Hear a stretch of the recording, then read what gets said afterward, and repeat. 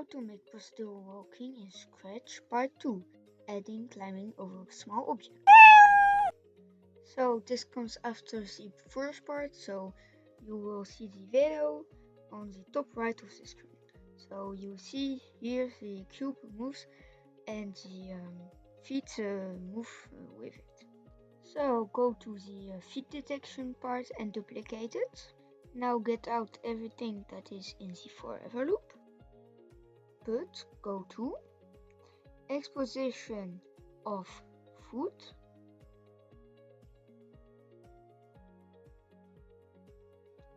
Y position of cube. I'm gonna put show to show you, but don't do it. As you see, the little cube is always above the foot and the same level as the cube. Go to the foot and duplicate the if in the when green flag clicked forever loop. Get out the put foot. Put distance to your new object. I'm gonna put 56, but it's gonna be 60. Get out everything there is in it. Put broadcast, make a new one, down. Duplicate it. Instead of the more than, put less than. Make a new message up. Go to the queue.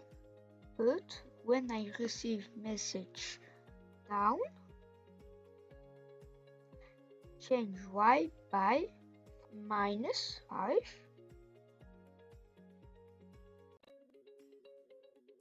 Duplicate it. But change Y by 5. But when I receive up. Now we are going to hide against the object.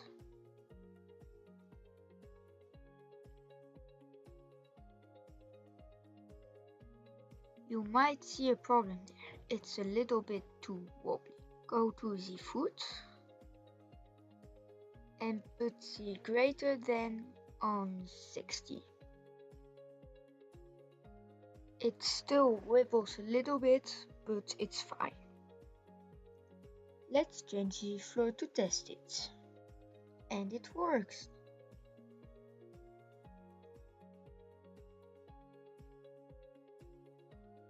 Like and subscribe.